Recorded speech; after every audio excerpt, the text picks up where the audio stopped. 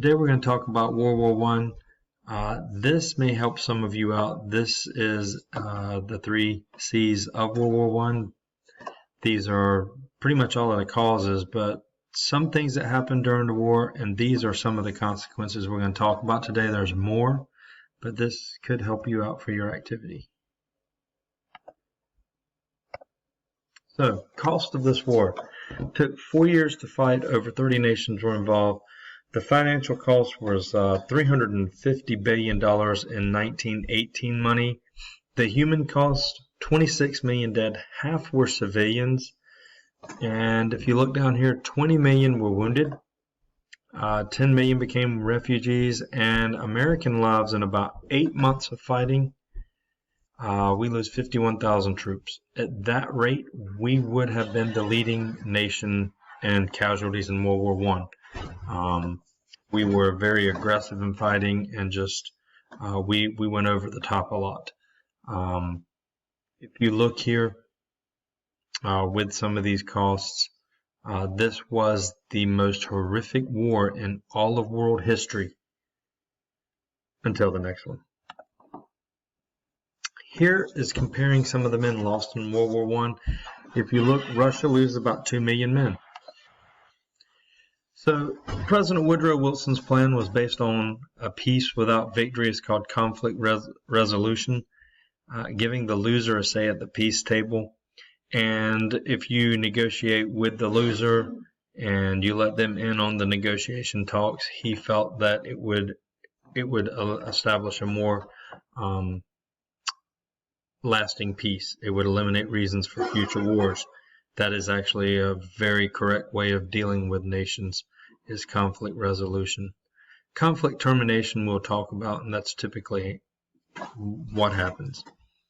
So as you see, he felt like democracy would be established, freedom of the seas would be established. He wanted to reduce arms, and he wanted to set certain goals for the world. He addresses Congress in his 14-point speech. His peace plan was called the 14 points, and it addresses the causes of the war, and it addresses how we maintain a stable peace. I would advise you to look over it sometime. It's a blueprint for the 20th century. It's very far-reaching and like 20-something years ahead of itself. Wilson's speech was organized, his ideas for the future, and he describes the solutions to prevent the causes of the war. He says no secret treaties, freedom of the seas, lower tariffs, reducing arms, and self-determination is letting people choose what government they want to live under. And this was especially important in the Balkans, where we had Serbians wanting to live in Serbia, who were looking to Russians for leadership, and this was one of the primary causes of World War One. Here's the Big Four, picture of them. So, the Versailles Peace Conference was based on conflict termination, meaning winner take all, to impose the will of the winner upon the loser. It's not a stable peace. It often leads to a lot of problems. Think of Reconstruction after World War One, think of Reconstruction after the Civil War, and how we had problems with that because Congress imposed congressional Reconstruction, and it was winner take all. So this kind of the same philosophy is going to be used here. So the US, Britain, and France and Italy are here. The Central Powers are left out. They don't invite Germany, Austria, Hungary, anybody. They don't even invite Russia. And remember, Russia loses right at 2 million people, and they fought on the correct side. The reason they didn't invite Russia is because Russia is a communist nation. Allied leaders wanted to blame and punish Germany for what they had done. So 13 of Wilson's 14 points were ignored. Wilson did manage to secure the League of Nations, which would be an organization for nations to come together and talk their differences out rather than fight. Congress did not ratify the Treaty of Versailles. We will sign a separate peace treaty with Germany in 1921 called the Treaty of Berlin.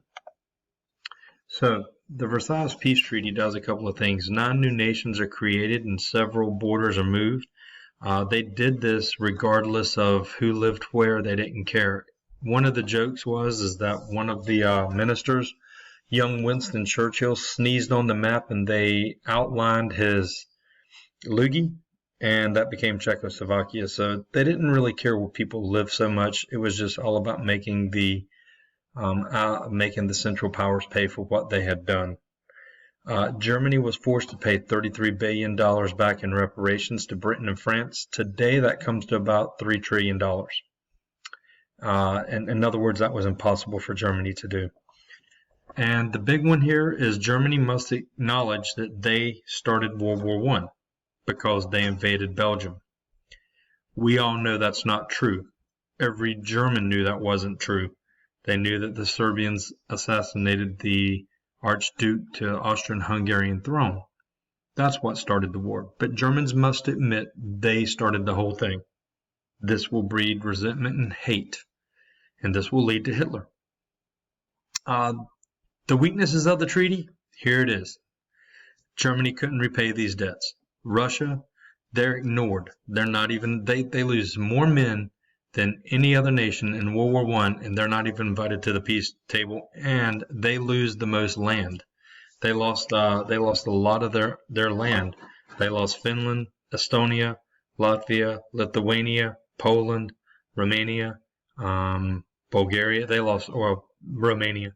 They lost all of that land in the Brest-Litovsk Treaty of 1918 to get out of World War I, and they're not even invited back. Colonialism remains, so imperialism remains. Here's some maps. So, opposition. Basically, some people at home thought that this was too harsh. Others thought it changed nothing. U.S. leaders disliked the League of Nations.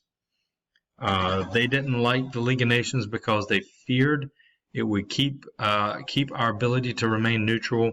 It would be impossible for us to keep our neutrality, and that it would drag us into unwanted wars, and Congress would lose its ability to declare war. Henry Cabot Lodge, the man up there at the top, he is one of the ones who believed this. He happened to be the leader of the Senate. Wilson sets out to appeal to the American nation. He's in Missouri, I believe, somewhere out there on a train ride, and he suffers a major stroke. He is immediately brought back to Washington, and nobody sees him for 2 months.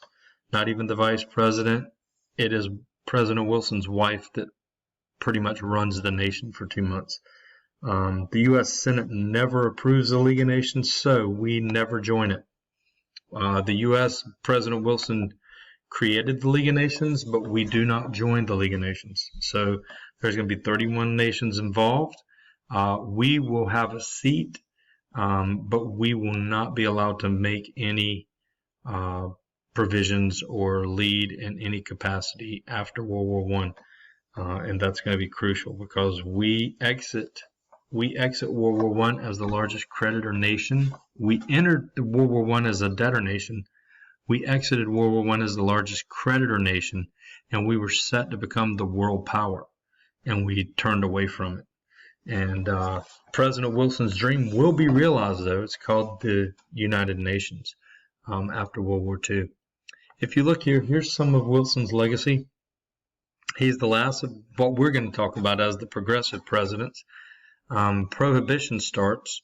The U.S., of course, the U.S. enters World War I under his presidency. We have victory in World War I, the vision of a post-World War with the League of Nations.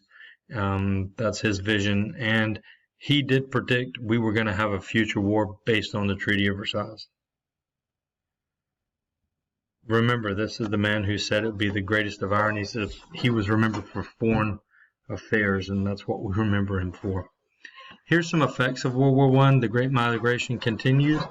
Women enter the workforce more and more. Labor shortages cause many to go homeless. As you see, the Constitution basically will limit the First Amendment. We have a strong anti-immigration movement here in the U.S. Labor unions are not liked. Racial tensions increase. We have a lot of race riots after World War I. And as you see, Americans want to become isolated and unilateral, meaning they want one-way foreign policy if it benefits us now. That's all for today.